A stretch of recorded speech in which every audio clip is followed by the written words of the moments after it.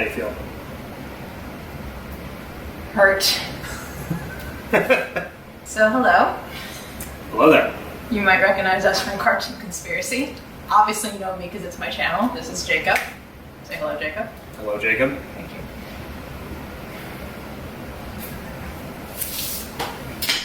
So we just saw The Lion King, and Ariel's having a bit of a time. I have many thoughts, and they're very personal, so maybe we should start with you. Okay, I have a bit of a less personal connection to The Lion King, because I've always seen it as just a movie that I thought was pretty good. It's never been my favorite Disney movie, which I know is not a popular opinion. That's fair. Yeah. I said this when we came out of the theater, but, you know, I don't usually like to make comparisons to the original, but the way this movie opens, it sort of invites the comparison.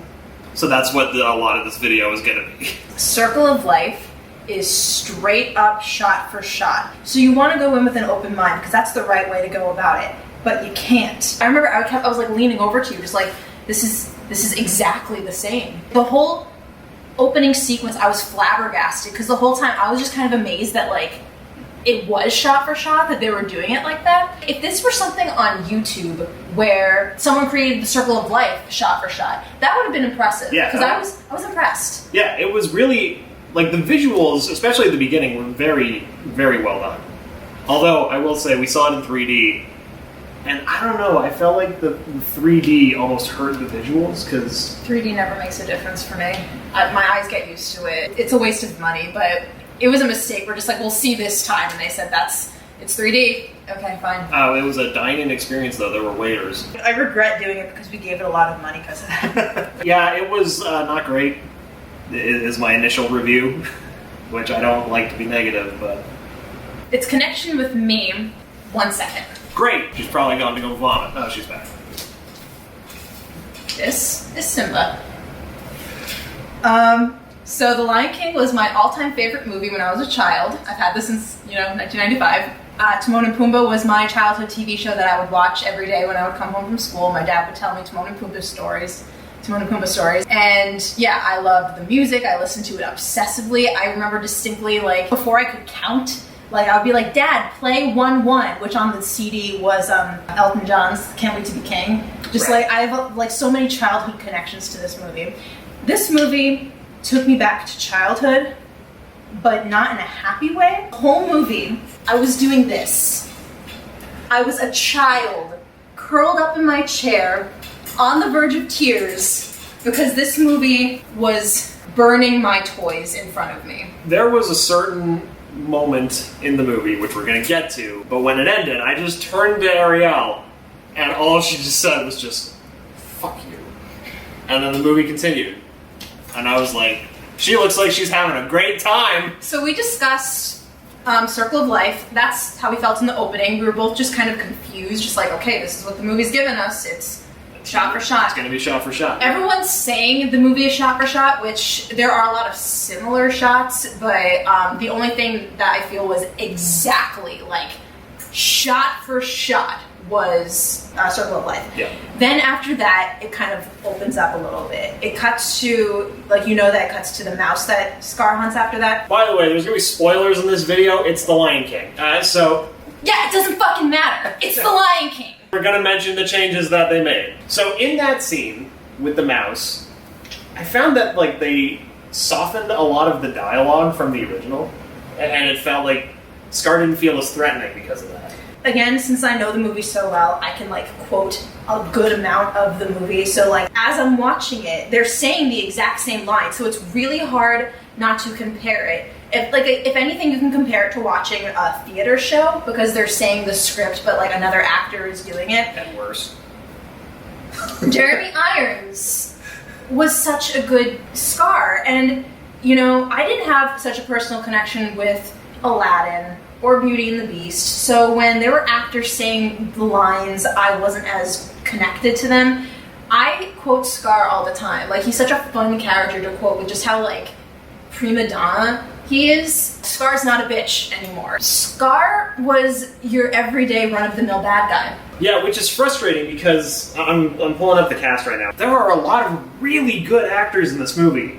that I know are capable of so much better. I mean, the guy who played Scar, whose name I'm not even going to try to pronounce because I will butcher it, the guy from 12 Years a Slave, he's a fantastic actor. And, yeah, Scar just felt like soulless is not the right word, but maybe it is. Generic. Yeah. Because Disney villains, when you think of the animated Disney villains, they're over the top, they're fun to watch. Oh my god. My breaking point was the Hyenas. We'll get to them after Scar. But two other really, really funny comedians. But yeah, so Scar, like, you know, for example, like his dialogue's like, life's not fair, is it? You see that I? Well, I shall never be king. He's going, life's not fair, is it? You see, I will never be king. He is, no doubt about it, a bad guy. He's threatening, but the fun's gone. Like, a lot of the teeth was taken out of that scene. Let's talk about Zazu real quick. My favorite characters in the original Lion King. Simba has a special place in my heart, obviously. Love Scar. He's one of my favorite Disney villains of all time. I really enjoy the Hyenas. Like, their scenes, like, I just love the energy they have in them. Timon and Pumbaa, again, like a huge part of, like, my childhood, just in general. You know who my favorite character in this movie was? Zazu. I think he was best acted. They actually, I would say, improved his character because they gave him more of a point and like he was stronger, like not like in an in-your-face way, but just like he had more purpose, he had more courage, he had good lines, he was involved. I enjoyed his presence in the movie. And in the old movie, I barely even acknowledge him. So I acknowledged him quite a lot in this movie. I think he did a great job. I quite like Zazu in the original movie. I have a very soft spot for Rowan Atkinson, and not just because I have the same last name as him, but also because he is the main character in my favorite television show of all time, which is not Mr. Bean, it's Blackadder. Watch it, it's the best show ever made. But as soon as I heard that John Oliver was cast to take Rowan Atkinson's role, I was like, yeah, that is totally reasonable casting. Mm-hmm. And yeah, he delivered. I mean, it was exactly, I think, what that character needed. Yeah, he delivered the same sort of energy, but they gave him more to do in the story. Yeah, same energy, which that's a very good point with, like, most of the performances in this, is that the energy just didn't hit. And, like, since we're kind of, like, going through the movie a little bit, Zazu, Mufasa, same actor. He's tired, dude. James Earl Jones sounds so tired. Like, and it was kind of sad to listen to. Again, you're comparing the dialogue in your head. You've heard these lines 1,000 times before, and your brain just clicks that it sounded better back then. Like in the original, nobody messes with your dad. Come here, you. And then this one's just like, well, nobody messes with your dad. Come here. Yeah, he's more like a grandpa. Yeah. Because James Earl Jones is a grandpa. Fine, I get it. Just, it's not just Mufasa. It was everybody. The energy was just gone. James Earl Jones is 88 years old.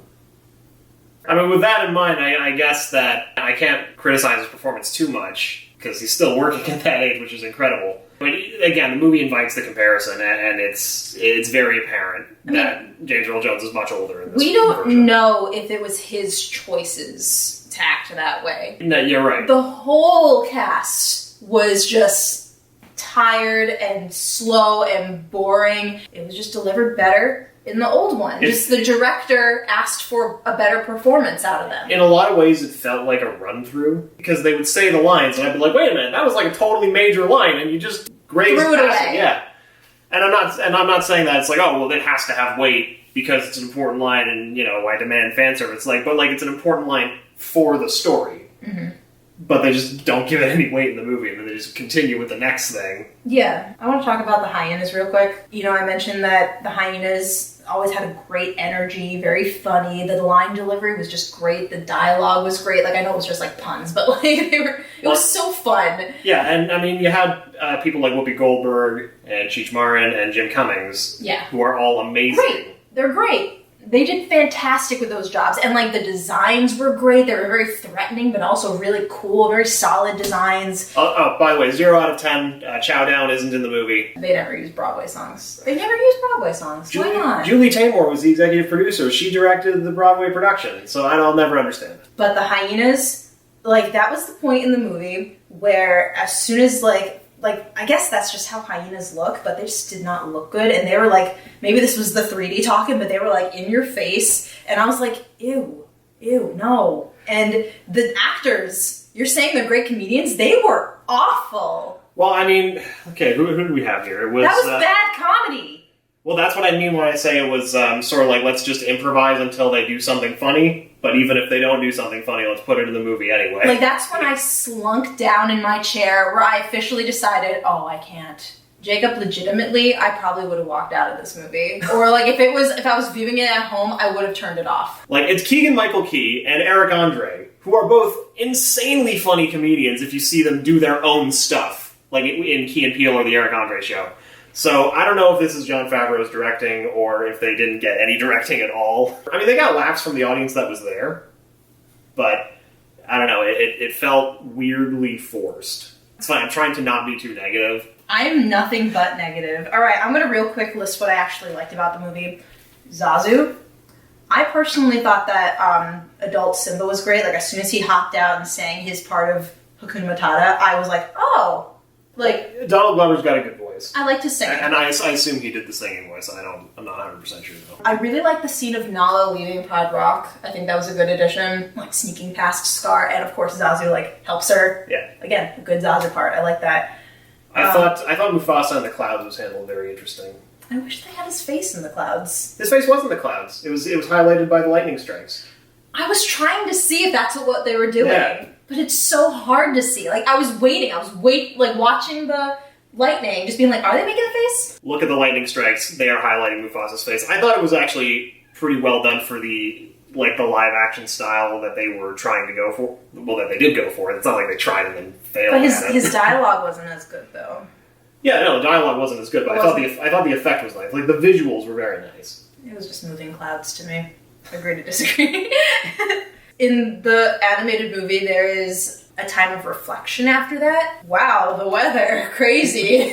Yeah. He has this quiet moment with Rafiki, and Rafiki teaches him a lesson about learning from the past, which they don't say in this part. Yeah, it doesn't happen in this movie, but then later in the movie, Rafiki grabs his staff and he's like, hello, old friend. It's like, oh, it's that thing you didn't use earlier. Yeah. Mufasa just disappears, and Rafiki's like, hey, what now?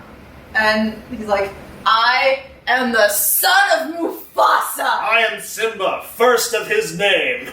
It was very weird. It felt like a bullet point version of The Lion King. The movie was happening in front of my eyes, and I was numb to it because I've seen this movie before, but it's not as good. It was like watching a boring Discovery Channel thing because I prefer the art of animation. Like, they were very realistic. Like, they were animated really good, but I wasn't interested. My eyes were glazed over for like 70% of this movie. Here's my 3D glasses. I was like this the whole time. Barely even like giving it half of my vision. Yeah. And then something would happen and I would be like, and it would just kind of slowly lose me again. I'm just like a little child being forced to watch this dumb version of the movie that I love. Like, what is this? Hello, Sully. I was the adult. I was the one forcing her to watch it. Oh, that was the other thing that I liked about the movie, is that young Simba was cute to watch. Well, yeah, because he's a baby lion. Speaking of Simba, young Simba's voice actor, I'm not going to say he was a good or bad actor, it really didn't matter to me. There were times that I noticed particularly with Simba. He would, like, express something very emotional, dead face on the lion, because it's a real-life lion. It reminded me of back when I saw the first Tinkerbell movie, because you could hear the voice actor was angry, but they wanted to keep a sweet face on Tinkerbell. There is a strong emotion being played through the voices, but all you're seeing is dead face. Yeah, I mean, that was kind of a risk they were running with the style, though, right? Because if you have photorealistic-looking animals, some of them really don't lend themselves well to, you know, a cute animated face. Are you ready to talk about Timon and Pumbaa? Alright, what are your thoughts on Timon and Pumbaa? Well, Pumbaa was kind of the segue into what I was just talking about, because, you know, that's kind of a rough face to try to get used to.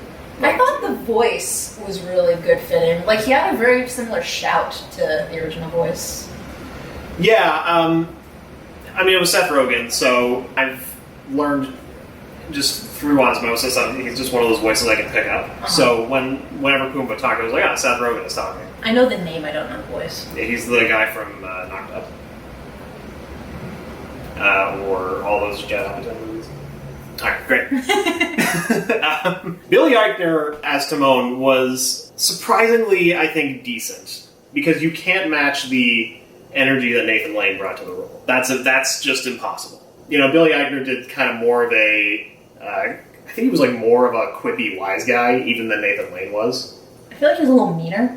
Yeah, he was definitely meaner. I was always a Timon person, but I think I liked Pumbaa more in this one. But maybe that's because I don't have any connection to Seth Rogen. Like, I saw Pumbaa. The characters that felt the most like their original characters to me in this were Pumbaa and Zazu.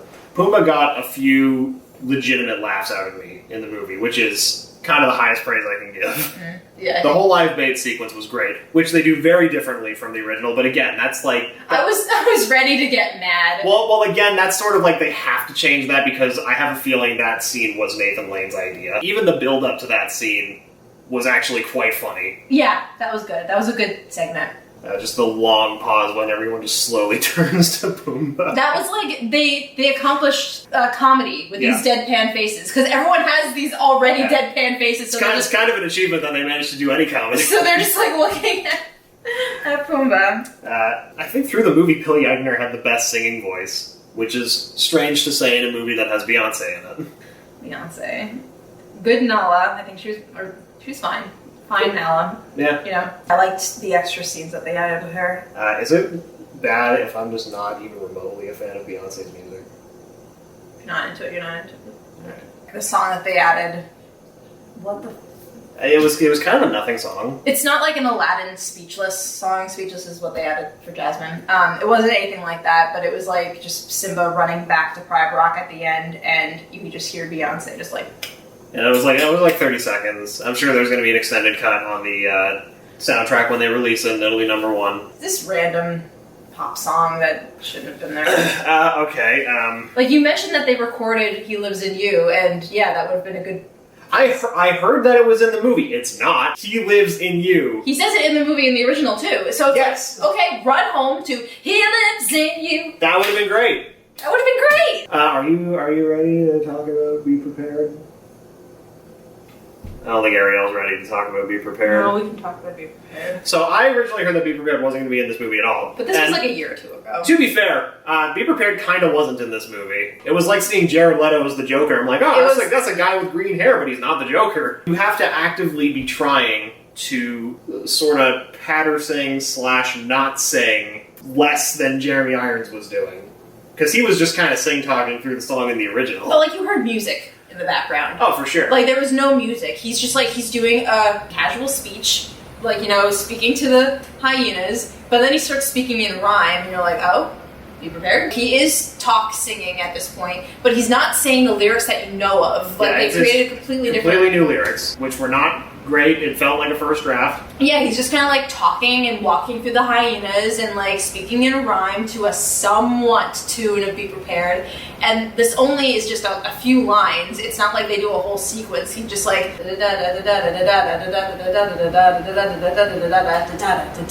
then it gets to, so prepare for the coup of the century. It's like, oh, we're already at the climax of the song. Yeah, we're just going right into it. And then he gets to, be prepared, and then... Be prepared, be prepared. And then, he just kept going. Be prepared, be prepared. Yeah, he just said be prepared like 6 times, and it's like, is there more to the song, or is this it? And then the song ended. Well, that was the thing that Ariel said fuck you to, by the way. It happened just like that, and we just both looked at each other. You know, they tried to give it the same weight as the animated movie, where he's like at the top of the mountain, and it's just like... with the moon behind him. And it's just like, this feels not earned. Speaking of trying to recreate animated shots that weren't earned, how about Scar killing Mufasa? Long live the king! Like, he bops him. Because he doesn't bop him in the original. It's like a cat that... Yeah, it's like he was swatting something. You know when you dangle a toy in front of your cat and they like tentatively try to hit it? That's what Scar did to Mufasa and it killed him. It's like knocking... It's a cat knocking something off a shelf!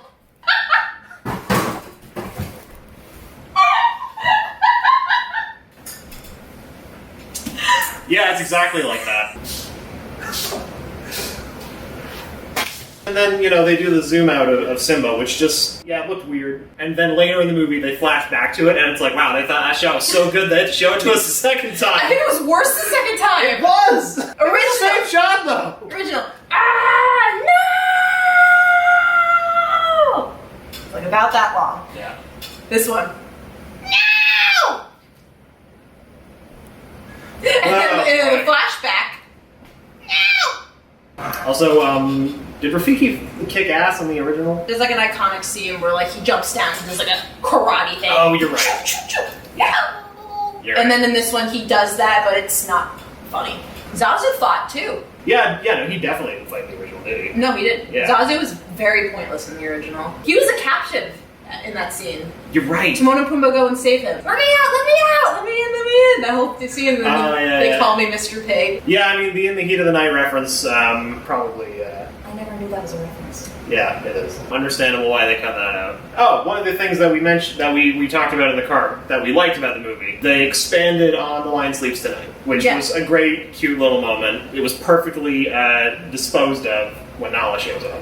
I think she could have came like a little later, because at that point I was like really into the song. So it's like, at this point, just finish the song. Yeah, 'cause and then have her cut it off at the end, like Girl Worth Fighting For style, you know? Yeah, it was honestly a great arrangement. Like, that was probably the best number in the movie. Yeah, it was like an a cappella sort of thing. Billy Eichner's singing voice was surprisingly really good. Mm-hmm. I don't know if he sings in other stuff, but I quite appreciated it this time.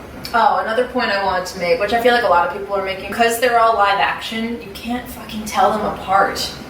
There were so many scenes, especially towards the end when Nala grew up, I was like, is that Nala or is Robbie? Is that Nala or is Robbie? I don't know. I didn't have that problem. There's at least 2 scenes where I was a little confused. And then, particularly, I remember there was a shot, it was during the Scar and Simba fight. I'll do anything for you, anything. They close up on Simba and he goes, run. This is another shot-for-shot sort of thing, but like they close up on Scar and he's kind of like, But like it was 2 close-ups of 2 different lions. I did mention that I was glazed over for a lot of this, but I was like, wait, did they just, that's Scar, okay. But you told me to bring this up, your note about Scar's scar. Just the designs are so forgettable, like they don't leave any impact on you. I completely forgot about Scar's scar, and then during Mufasa's death, he goes, Scar!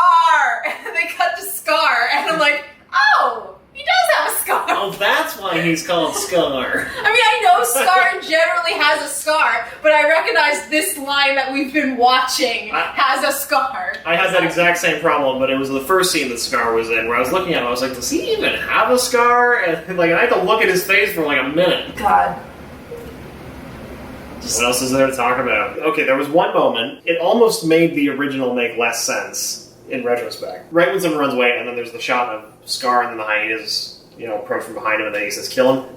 That was fucking great. I love that shot. But then right after that, after Simba, falls off the cliff, and then, they're like, make sure he's dead. In the original, do they just do like, oh, there's no way a lion cub could survive that? Simba falls into a briar patch, like a bunch of thorns and stuff, and then the hyenas, like, they go down the hill, and they're like, wait, because there's thorns there, and then, like, they knock Bonsai into there. Ain't no way I'm going in there. What you want me to do? Come out looking like you? And so they're like, there's thorns. We're not going in there. Okay, so they had a reason to not pursue Simba. And then they say, if he comes back, we kill him. Yeah, if you ever come back, we'll kill ya. Okay, so that's a well-written moment in the original. In this one, what they do is they look over the cliff, they do the, well, no one could survive that fall, and then they come up with like a plan of like, okay, well, here's what we're gonna do. We're gonna do nothing, and then tell her we killed him. Yeah, it was really pointless. He falls down a hill, she goes, go down there, make sure he's dead. They probably could have gotten down there in some way. He's just like, well, so we're just gonna tell her that we went down there. It's like, oh, we're gonna tell her that we ate him, and then the other one is like, oh, good, I'm starving. He's like, we're not really gonna eat him. He starts like going down there, and he's like, no, wait, no, we're not gonna eat him.